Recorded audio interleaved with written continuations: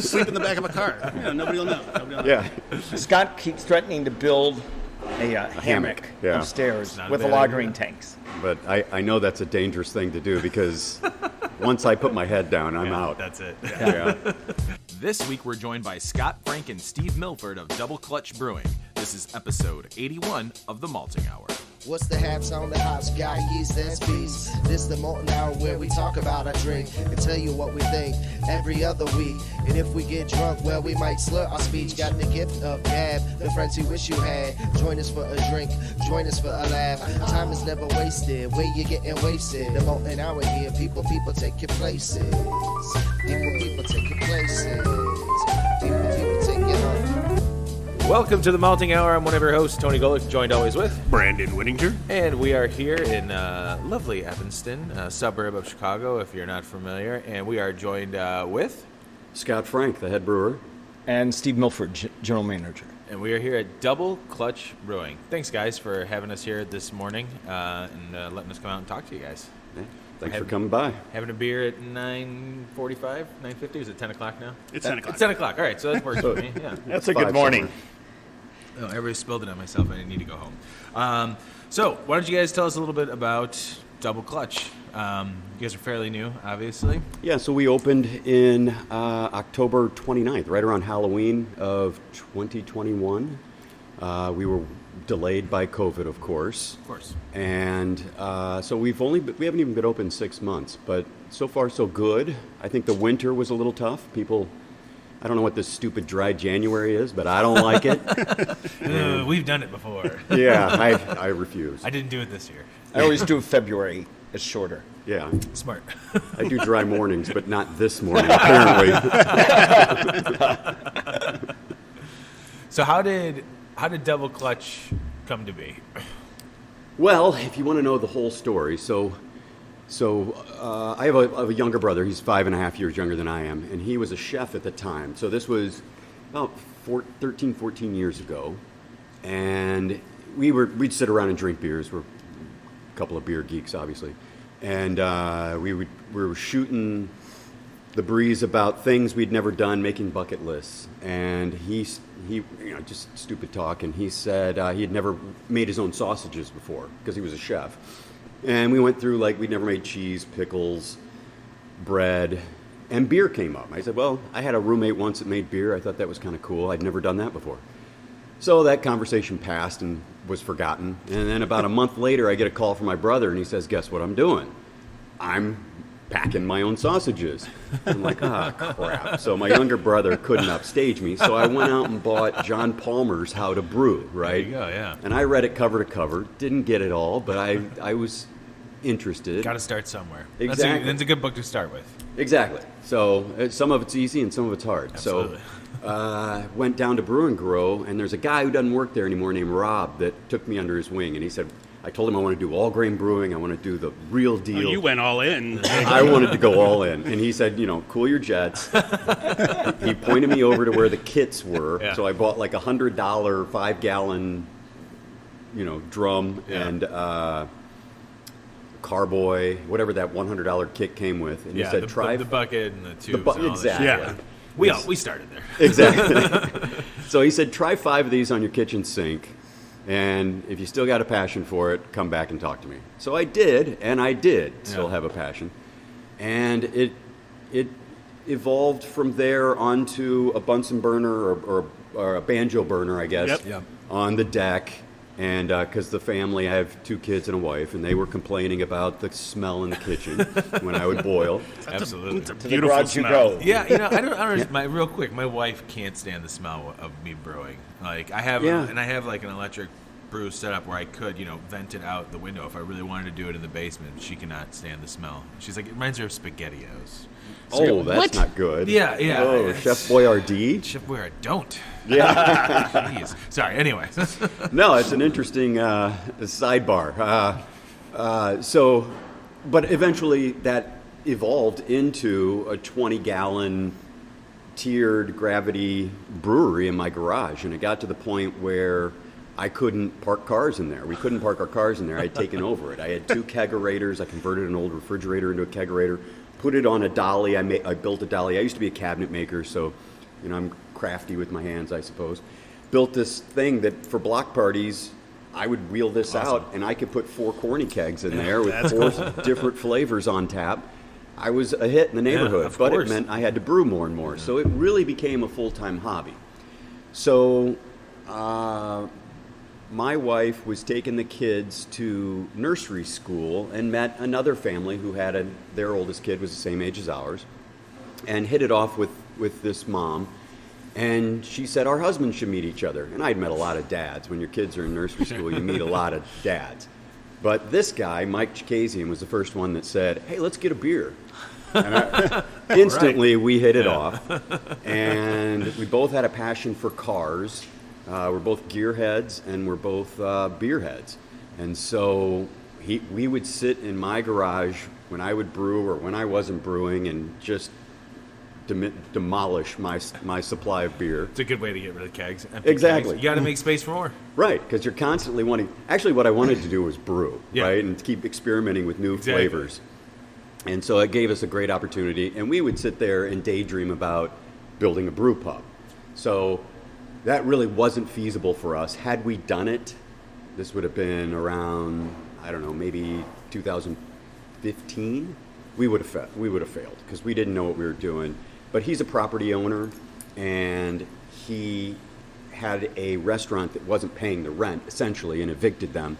And his 2 attorneys that do his real estate attorney stuff, I'm not an attorney, stuff's the best word I can use. Expensive. Expensive, yes. Yeah. So Exactly. they owned a couple restaurants. And so they said, hey, we can do a restaurant here. And they had the passion to do this Neapolitan brick oven pizza straight from, I don't know if it's Neapolitan or Neapolitan. Yeah. So they opened Napolito. Oh, wow. And it In was Wilmette. a raging success. And then they opened Pescadero. So a very long story, slightly shorter, they now own 12 restaurants in the Chicagoland area.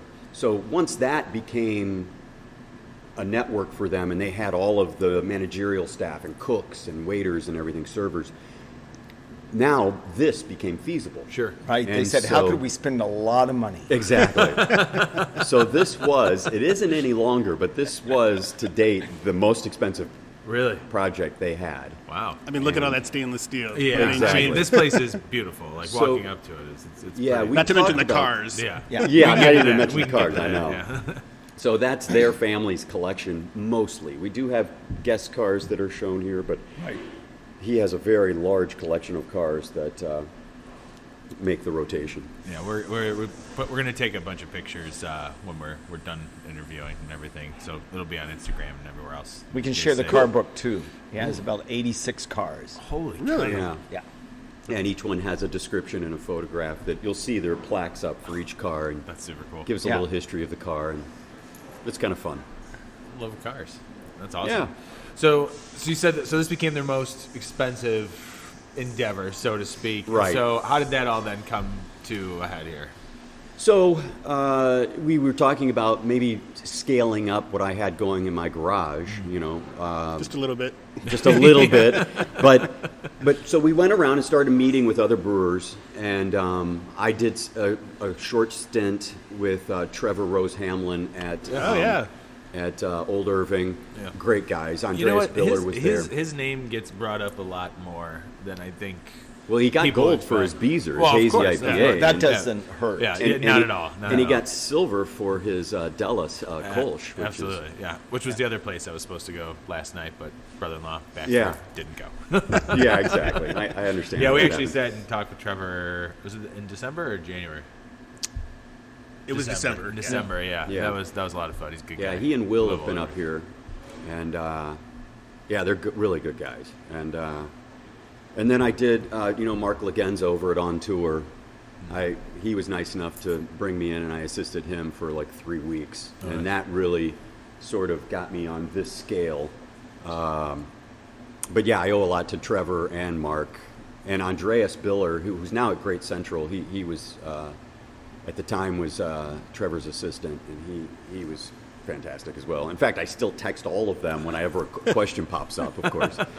But But so we talked about scaling up that garage equipment and doing like, an $80,000 brewery. Sure. And so we were looking in that direction. We started visiting and talking to other brewers, and everybody we visited was buying more equipment. And we thought, what are we going to do with this, just pick a number, 3-barrel system that we built when we have to go to a 15-barrel system?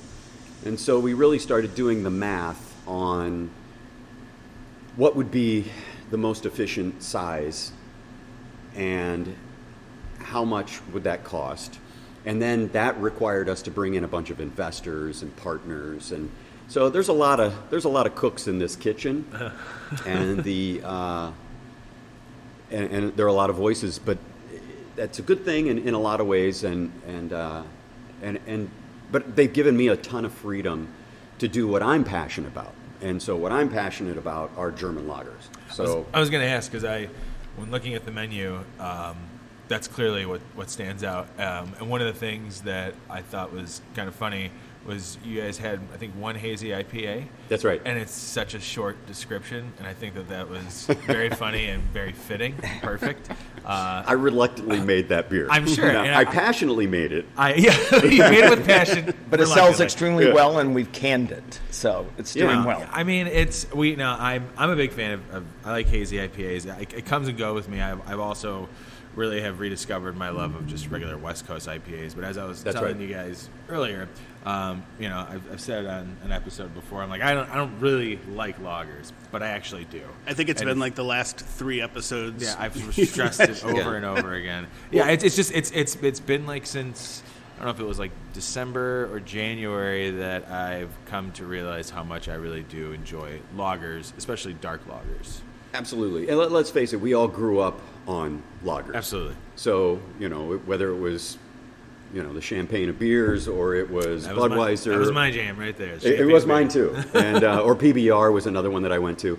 But that's unfortunately the association that most people think of when the word lager gets tossed around. Right. But I do think there's a bit of a buzz, and that's how I was able to sell the management, or not the management rather, but the owners of this, was that that lager word is becoming kind of a buzzword in the brewery. At least it was maybe 5 years ago when we were planning this, and kind of what IPA was 10 years ago, and still is. Yeah. But it's amazing how many people come in and ask just for an IPA. They don't care what hop is in it. Just IPA. And the market for lagers, especially if when you're going that route, and I've said this before too. I mean, look at the success Dovetail's had. Absolutely, and Metropolitan. Yeah, I mean, 2 of those. I always start with Dovetail, and then somebody's like, "Don't forget Metropolitan."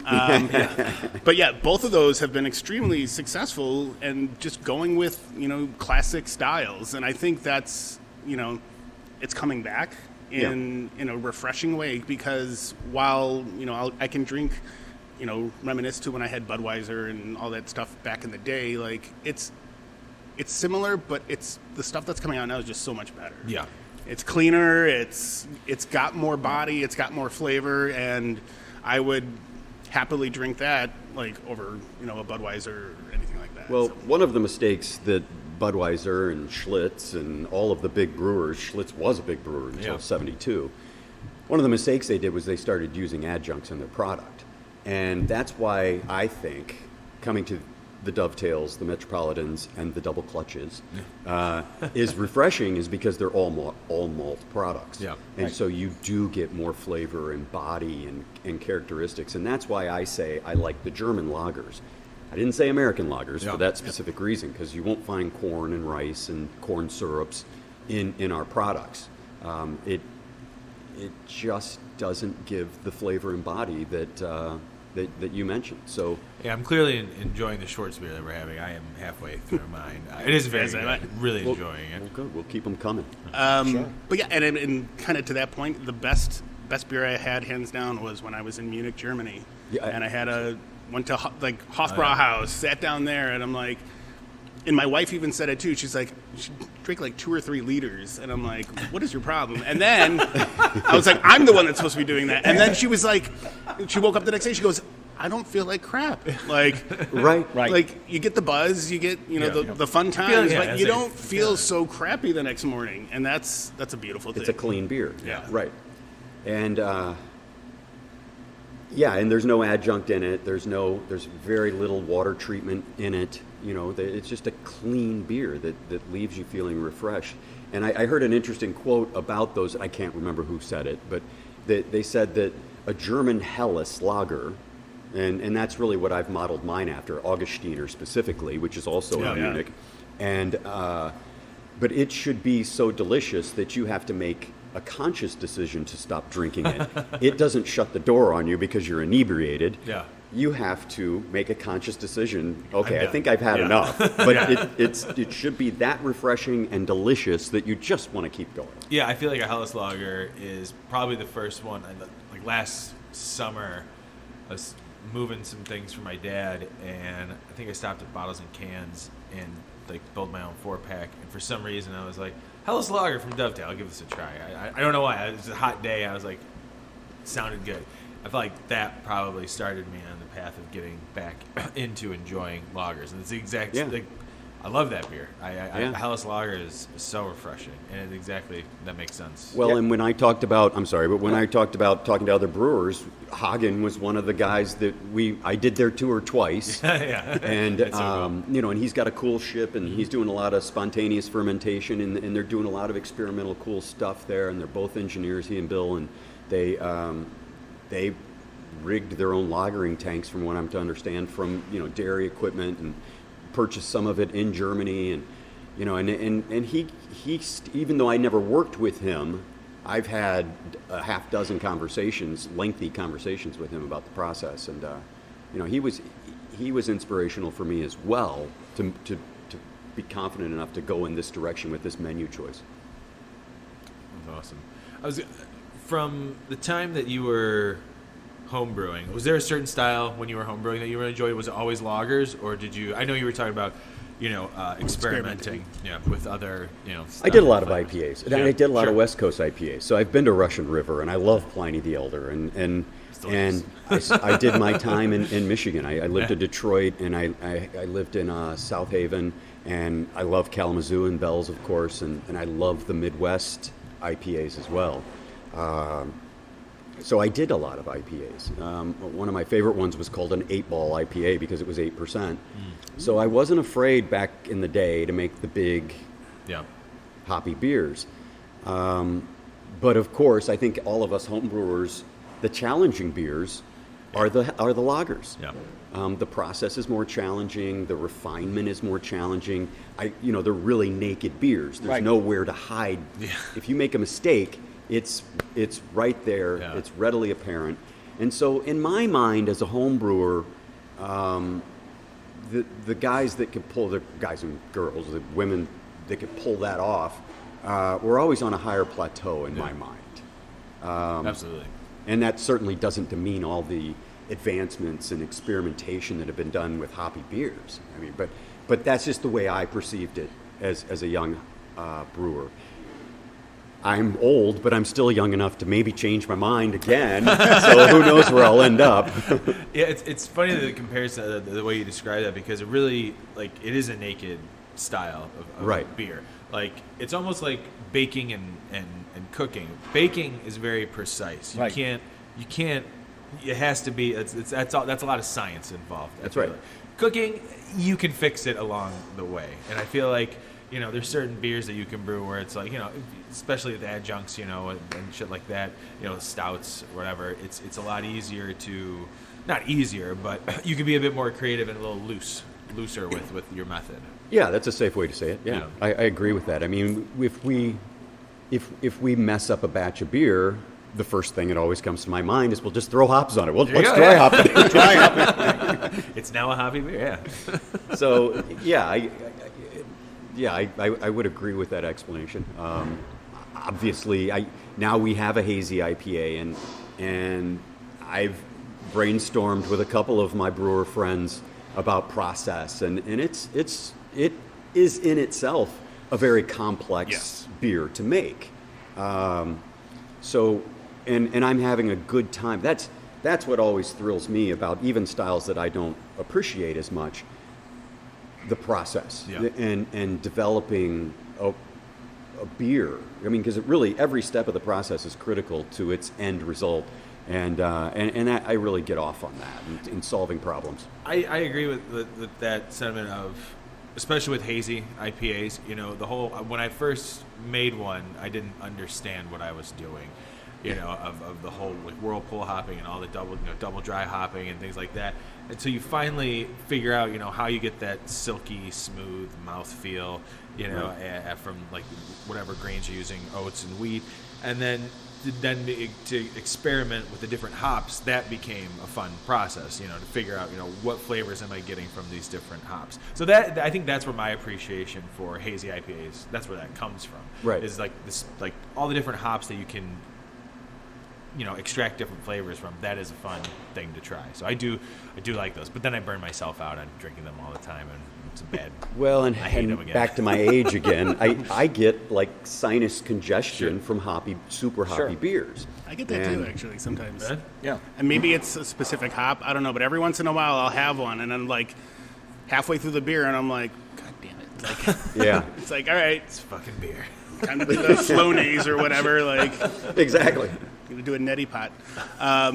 So not to transition, kind of talk about the brewery and the brewery as a whole, but like for Steve, how did you kind of fall into the mix here? I was lucky enough to be approached about the concept a few years back, and they were looking. I'd been at an Empirical Brewery, and they'd given me and they were looking to get someone to GM this role, and so I took the position. Again, you know, it was crazy times. Took a while to build, so I did have to do some time at other restaurants. Not that it was a prison, but you know, Pescadero, Wilmette was where I started with them. And then we started this project when it started really getting going. And then we opened up in October, like he said, but then COVID reared its head again. We had a ton of parties booked for December. I mean, we had to let go of staff. You know, it was pretty disappointing opening because, you know, we just thought we'd finally gotten over the hump, and then we had another one to go. Yeah. So, but it's an event space. We do live music 2 nights a week, sometimes on the weekends. We have the Jimmy Project playing tonight on Saturday. That is actually my friend's father's band. Oh, no. And I Great. knew that they were playing. I didn't know it was tonight. Yeah, they are Oh, tonight. very cool. So So, you may yeah. be here all day. That's what I was telling him. I'm like, might as well just stick around. You guys got a bed to sleep some off? A comfortable floor. Yeah. Sleep in the back of a car. Yeah, nobody will know. Yeah. Scott keeps threatening to build a hammock yeah. upstairs Not a with bad lagering idea. tanks. But I know that's a dangerous thing to do because once I put my head down, I'm out. That's it. Yeah. So we're in an event space. We have 3 separate rooms, about 12,000 square feet, full kitchen. We do brunch on the weekends, and we had a private party last night. It was D39, a fundraiser for a local schools charity, and tonight we have a wedding shower in one room. It's pretty Wow. exciting, Yeah. Man. and we have a lot of 1-year-old birthday parties. Oh, that makes sense. I know, because it's the last party the parents will ever have. That's Oh, right. maybe I should move my son's party to here. There you There go. you We'll go. make you a deal. Yeah. Do you guys like PJ Masks? We're gonna put it up all over the place. Yeah. There was kind of a point you made, like how we all grew up kind of knowing that traditional style of lager. I don't know why it popped into my head, but like I have an almost 3-year-old son, and I'm like, he's going to grow up in a different world where there's so many different options. I'm like, his first beer probably will not be like a lager or something. It'll more than, because I'm a home brewer, so it'll more than likely be a home brew that I force him to help brew. It'll probably be our Imperial Cinnamon Roll Stout. Oh, yeah, hey, you never know. I'm intrigued by the name. Well, that sounds Called like Into the Trevor's. Void. What's Yeah. it called? Into the Void. Into the Void. Yeah, we were, because we're home brewers, we did we kind of had a homebrew club for a while, and we Make sure we're in the went show. out to Beautiful. Great Lakes Brew Fest when they used to allow Illinois home brewers to come in there, and Right. we served there. They had a voting system. We're a little biased because we were telling everybody that came up, hey, you got to vote for the best beer. Like, our beer won best beer in the yeah, entire voting, yeah. like over the big breweries too. I was like, this is awesome, and I'm like, it was like style? our word of. It was the Into the Void. Yeah, it was the beginning. Well, of that was our barrel aged style. Yeah. So we had done Wow. we did a 15-gallon brew day. We all brewed the same recipe, but on 3 different systems in my backyard. And That was the fun only to try and difference just guess was how that was all gonna work. the only difference was they put cool. DME into Yeah. theirs. The ABV on theirs ended up coming out like 10.5%. Ours, everyone else's was around 8, and then we put it in a bourbon barrel that we procured for like a year. Wait, I'm sorry. You blended all 3 together Oh, in yeah. the bourbon barrel? Yeah. Blended all 3, put it in the bourbon barrel, let it sit for a year. Literally the first keg we pulled off, we brought to that brew fest, and it was a success. Yeah. So shortly after that, we were kind of spitballing, and we kind of had the idea. We had a friend, we have a friend that owned a bakery at the time where like they made these massive cinnamon rolls, and I was like, what if we just put cinnamon rolls in the mash? Yeah, we went And crazy. so we we took 4 massive cinnamon rolls, put them in the Icing mash, and all. icing and everything. Yeah, We stuck it in there, and then show you the guys best the part picture. was after the mash was over, we drained the mash, we opened up the top, and we're like, the cinnamon rolls were still kind of in there. And here we are, like 2 fat kids, just sitting there eating these like malted cinnamon rolls out of there. I'm like, it was the best thing we ever ate. Sure. It was actually really good. Yeah. So then we added like some Saigon cinnamon sticks Yeah. and like We made let your that own sit. vanilla extract with Buffalo Trace. Yep. Yeah. So yeah, I mean, and That's crazy. And one of the things that we learned when this was also a time where we were trying to adjunct the shit out of everything. sure. Sugar, let's try and add it. We did cereal beers, and we learned that it doesn't do anything. It just adds a bunch of sugar to it. Damn you, Frankenberries. Yeah. Yeah, Like, Cinnamon Toast Crunch doesn't work either. no, we Well, didn't. that's Trevor's beer, Cinnamon Prost Crunch. That's one of our favorite beers Yeah. of all. We actually drank that beer that night we brewed. Well, the and it Oh, was that's funny funny. because we at that brew fest, one of the beers that we brought we called Toast, and it was our cinnamon toast beer that we tried to put Cinnamon Toast Crunch in. I think we had to adjunct it with additional cinnamon. We ended up adding cinnamon sticks. Yeah, to the because it actual just keg, like one we or realized two. I'm like we really got nothing from that cereal, and then it was like a month or 2 later. I think Old Irving finally it was their first release of Prost, and I was like, what? And I'm like, dude, this is exactly what we wanted. Yeah. This is how Except this it should was have a turned white out. stout, But it was yeah. a white stout, and it was it's so good. Yeah, we look forward to that one every year. Well, and Trevor, I'm trying to combine chef and Trevor. Trevor was a chef. Yes. Yeah. And so he brings a lot of that experience to his brewing process, which is really cool. And Yeah, it sounds we- like you guys were doing that too. Yeah, we learned. Trevor's story is pretty amazing, very Right. unique. That was one of the best interviews we ever did because Trevor, as you know, can talk, and we barely had to say anything, and it was in a good way. Like Right. it really was. We just sat there and would like just yes. Yes. It was it's so good. He's such a Yeah, good no, guy. he's a great guy. And then we that day we got to try the cinnamon Prost Nitro. Yeah, Yeah, after that we was were done good. with the interview, so that was fun. That was another early morning. Let's have some beer. So, what else? Sounds like an early night too. Yeah, right. Yeah, it was. Yeah, I went home and they gave us a lot of beer too. That was insane. Yeah. So you talked about scaling up, obviously from your homebrew days. So I don't know if we actually asked this question. So what size system do you guys have here currently? Well, it's a 15-barrel brew house. Okay. And it's a 3-vessel system. And what we did, because the intention was to do these relatively complex malts, we combined our mash tun with our brew kettle so that we can apply step mashing and heat to the mash nice. cycle. So we go through pretty complex mash routines. We have a computer program that sets those profiles for us. Nice.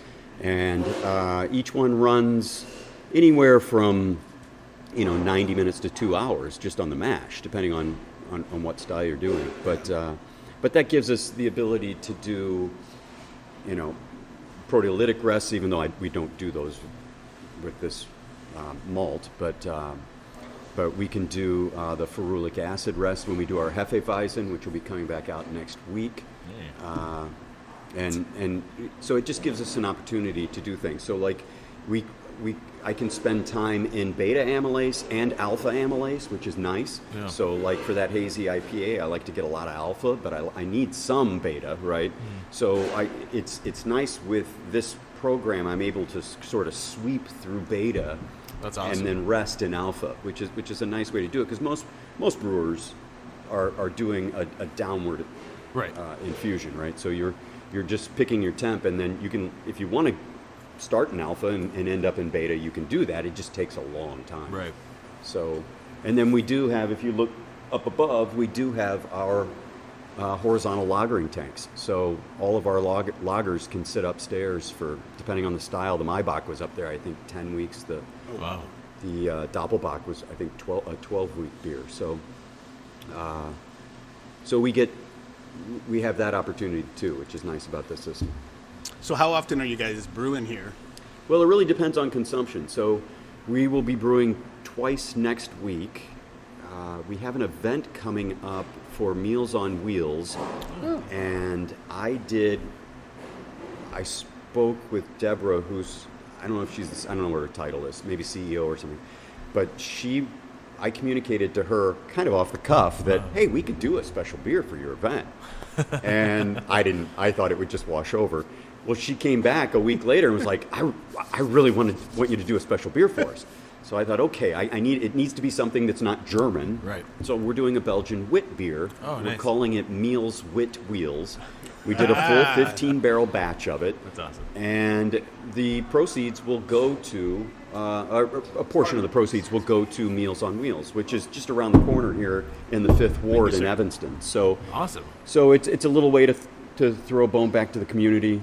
And they were one of the first events that Bert booked here, which we're very excited to be, a good neighbor. They're just up the street, so.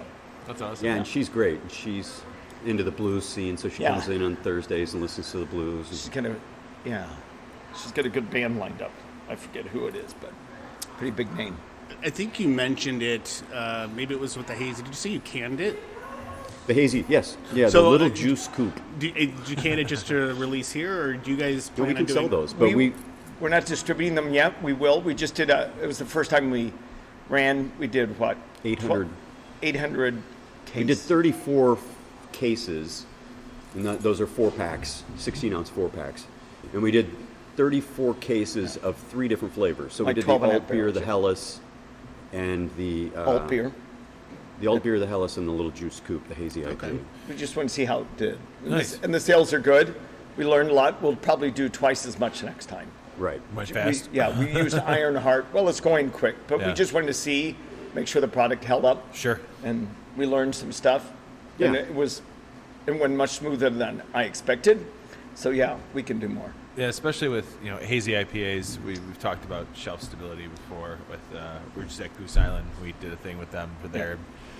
They were talking about how the process for certain juicy IPAs, hazy IPAs, the shelf stability is tough because That's right. how the beer is made. Some breweries can get away with it because it's not on the shelf for very long, and then others, when you mass produce it, it has to sit. It's going to sit on the shelf for a little bit because there's a lot of beer going out there. That's right. The more you make. So yeah, that's interesting. You guys chose to put that one out, but you guys are doing it here. People are buying it. It's not sitting on a shelf somewhere. It's sitting here at the brewery and going right out. To Yes, That's right. That was the plan, yeah. And so we are in the process of getting a new distributor. So we are hoping that you will see these products on shelves, but we're working on that.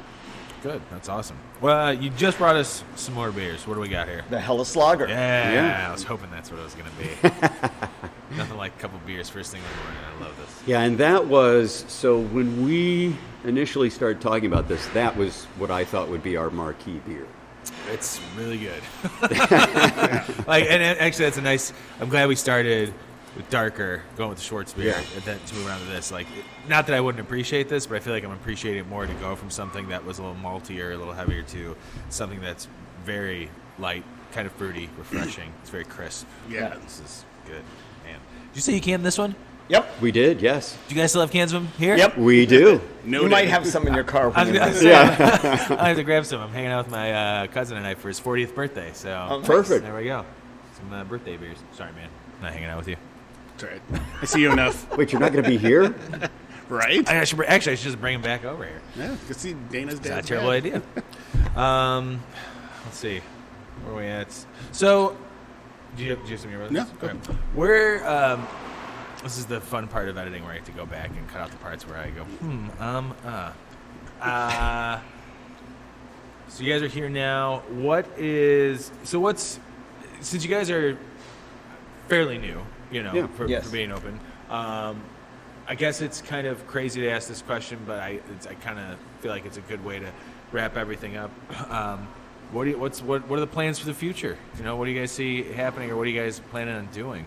Anything else? Or you're just kind of riding with what you guys got now? And Well, I think Evanston's been extremely supportive, and Absolutely. we're finding a good niche with locals. Of course, we want more people to know about us. Sure. So we are doing a few beer events here and there, and and like Scott mentioned, we'd like to distribute, but the use of the spaces we're figuring out with live music and beer events, and we're starting to work on our first Oktoberfest for the fall. Awesome. We have a lot to do, but we have a lot of, I guess, hopes and plans that we'd like to try to pull out. And we'd like to be a mainstay, a big Sure. place to go. Evanston's, beer scene, so to speak, has, I used to work here when I was across just the other way of when Temperance opened up. So when Temperance opened up, it was a big deal. I got to see, It was huge, I actually yeah. got to do a walkthrough. The owner of the company that I was working at was friends with the guy who was opening up and or doing the work on the building. So I got a chance to walk through it, and it was kind of nice to see, like, oh man, this is exciting. Like, Evanston's getting a brewery, and since then, obviously, other places have opened up. So Right. you guys are part of a already, I think, really nice A good market. collective of Well, and I didn't breweries mention out them, and I should. I didn't mean to exclude Oh, no, them, no, but no. Temperance and Sketchbook Yeah, have Sketchbook. been extremely helpful. I mean, I've met all their people, and everybody's just bent over backwards helpful to get us moving. Sketchbook is another place we're hoping to talk to. We were just at their Skokie location. Yep. Well, not just. It was a month or so ago. But that location is awesome. Yeah, so it's nice. really cool. So nice. I mean, I love their little tap room that they had. But And Caesar, I mean, couldn't have been nicer. I've worked some beer festivals with him. Like Yeah. when they first opened up, I actually have a very old, like, wooden Sketchbook tap handle that I got from working the festival with them. So it's kind of cool. Very cool. That's nice. Yeah, but they're all good guys. Was it Skokie or Evanston? I have the faint memory of like being dry for quite some Evanston time. was. Yeah. Evanston, that's why Temperance. Temperance, Yeah. that's where their name came from, yeah. Yeah. Yeah, I just remember it was like a barren wasteland. And Right. like stuff, Right. Like even for bars, it was like, Yeah. there was Right. stuff in No Skokie, alcohol. and For then years. across the border, Yeah. it's like, no. Yeah, well, Howard Street is the border Yeah. for Evanston and Chicago, and one side was dry. I mean, just back in the 70s, Yeah. right? And then the other side was wet, I guess is the opposite of dry. Yeah, that's a good point. Never really thought about that. So what? Just kind of talking about the experience here. So what can people expect as far as like, I think you said you do. Do you guys? You have like a blues night? Yeah. We have trivia on Monday. We have drag queen bingo on Tuesday. Sweet. Yeah, it's pretty crazy. Muffy Fish Basket is her name. Yeah, And That's the best name. yeah, it's a hoot. That is hilarious. and then, like you said, we have the music we're doing every Wednesday night and Thursday now. And then events when we have private events or, we take reservations for 10 or more. Just a lot of people doing parties and stuff. So, yeah. We open Yeah. the rooms as needed. So as far as beer goes, somebody's coming here for the first time. What do you recommend they start with? Well, I got a story. Oh, good. You can edit this like one it. in there somewhere. So, for my 50th birthday, we of course I'm 56, so this is a few years ago, but we did Oktoberfest. So my birthday's October 2nd, so it just fit perfect. We did a little early celebration, went to Munich, did Oktoberfest. There were 10 of us, there were 5 couples. But what I really wanted to do was go to Bamberg. So Bamberg's about a 2-hour train ride north. It's still in Bavaria, but it's in the northern part of Bavaria, and it's in an area called Franconia because a lot of Franks live up there. My last name is Frank, so I felt right at home. There you go. But Bamberg, if you don't know, is famous for its smoked beers. So, in the malting process prior to indirect kilning, every beer had a smoky characteristic to it to some degree, and because that's how they dried the malt, right? And so in Bamberg, they still honor that old tradition, and they make smoked beers. Most people know Ex-Schlenkerla, Yeah. and they're Märzen, but Americans associate smokiness as like a Baltic porter might be smoky. They associate it with a dark color. So we were there. I had a list of breweries I wanted to go to. We went to, and Faisla and Special are right across the street from each other. And Special, we went to Faisla, their beer was good. It was German beer, it was good. Yeah. But Special was closed, they weren't closed, they had a private event, so we weren't able to see it on Saturday. We were coming home, or taking the train back to Munich, rather, on Sunday. We had a noon train to catch. So I wake up, my wife's still getting dressed and ready to go. I'm packed. It's about 10 a.m., and I said, I'm going to swing by Special and see if I can get a picture or something, or see a menu. Well, I get to Special, and it's open. Not only is it open, it's packed. And everybody's sitting at long beer hall tables drinking a Helles Rauch beer. I'd never heard of, seen anything like it. It was as clear as the Helles you're drinking, as bright, but as smoky as any smoked beers you'd ever have. Wow. You'd ever had. I immediately, when I got home, started working on that recipe and getting the ratio of Pilsner malt to smoked malt, and not going overboard with the smoke, but not because it becomes too astringent. Right. You need some sweetness to balance it out. Getting that recipe right was a real challenge for me. So you ask, what can people experience when they come here? Our Helles Rauch beer. So I don't think you will find anything quite like that anywhere else. It's truly German. It's inspired by Bamberg, Right. And I'm quite proud of it. And you know, people either love it or hate it. There's not a lot of gray area in between Sure. those two positions because it's smoky. Yeah. But if you don't like smoke, it's like yeah, so give that one a try. We'll line you up. You got to run the rail before you leave and try every flavor. But Okay, if you say so. but that's where that style came up, and I think it makes us unique. That sounds awesome. no, and I'm glad you said that too, because I remember reading the description on the website, and I go back and forth, and it's not that I don't love smoky beers. You know, I would prefer this, but I do love when they're done right. And especially if you're following, you know, trying to stay true to the process, you know, from Germany, that's pretty awesome. And I am excited to try that. As soon as you said that, I was like, yeah, we got to go that route. We usually give that on the tours. You get a flight when you do our brewery tours. So that's one that people always... I saw that. Yeah, I saw try. the ad for the brewery tour. It sounds kind of fun. So anybody in the Chicago area, come here and also do the brewery tour. Yeah, Second so and you fourth get- Saturday. There you Yeah, go. the second and fourth Saturday of every month, and you get 4 beers. It's not just, you don't get the flight at once, you get 4 beers. So we start with the Helles generally, and then we'll move to the Schwarzbier, and we talk about the different types of malts and the malting process. And then we go through a step-by-step quick run-through of the brewing process, and we talk about the hops. And of course, then we bring in the hazy IPA, and we finish with the Rauch beer and my lovely story from Bamberg. Actually, before we wrap it up, did you get a chance to try the beer when they were open? When you stopped over there? Especial? Yeah. Absolutely. Okay. I think he Oh, missed yeah. his train. Yeah. Yeah, I know. I missed the train to Bamberg. I made the train home. I thought you missed the train because you had too much fun. The night of Oktoberfest, I didn't find my way back to my hotel room until about 4 a.m., and I missed my train the next morning. Sounds about right. Yeah, Sounds like a good time. I was gonna say it sounds like a successful Oktoberfest. it was. I succeeded. Well, we could sit here and keep on talking. What we'd like to do, though, is maybe come back sometime in the near future Absolutely. and have another conversation, catch up with you guys again. This has Sure. been a lot of fun. We're happy to finally made it out here. We're happy that you guys are here in the greater Chicagoland area. It's awesome to have another great brewery that is so close to us. I feel like living in this part of Illinois, Chicago, we're really lucky. We're really lucky absolutely. with how many breweries, good breweries, and not even just breweries, but Yes. how many good breweries are around. And it's a community. It really is a community. It is. From just you saying, people that you've reached out to and talked to, and everybody is so supportive. It's a really solid community, and we're very lucky, and we're happy that you guys are a part of it, and to have another stop, for me to go to in Evanston.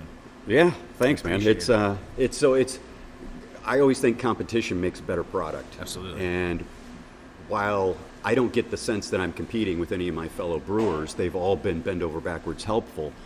But when they come out with a product that raises the bar, I feel I need to as well. And we are blessed in Chicago to have a lot of people raising the bar. Yeah. There's a lot of good beers here, and that keeps a brewer on his toes, and that's a good thing. Absolutely. Yeah, that's the best thing I've noticed about the Chicago breweries. And I don't know, maybe it's like that everywhere, but I just feel like, everyone's had their hand in, one brewery or another before they start their own. And That's right. it just creates that camaraderie. Yeah. That works. Yeah. Maybe we don't need a third Yeah. beer. Yeah. No, I mean, it's just great that how everyone we talk to, there's nothing but compliments. And I don't Right. think I've seen that in many other industries. So it's very cool to see that, that still carries on. So. Yeah, I totally agree with that assessment. I mean, it's almost shocking that, here we are, technically I think we were the 5th brewery, because there's Smiley Brothers and Peckish Pig that we didn't mention. Right.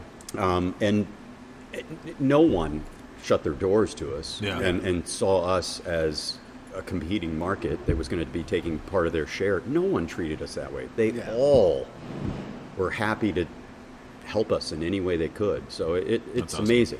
Yeah, and even like in times of tragedy, like Twisted Hippo. Twisted Hippo, Yeah. Right. Literally before the flames were out, there was a GoFundMe that had thousands of dollars Yeah. already started. Yeah. It was Yeah, Yeah. it's ridiculously amazing to see. I saw that and it was great. And sadly, like Twisted Hippo, we had been in communication with them. We were gonna chat with Yeah. Marley and Carl, and this happened. But I think that'll be a good conversation to have, once they get their footing again and start, I hope they do something else, because they were a bright spot in that community too. Yeah. So Absolutely. Agreed, yeah.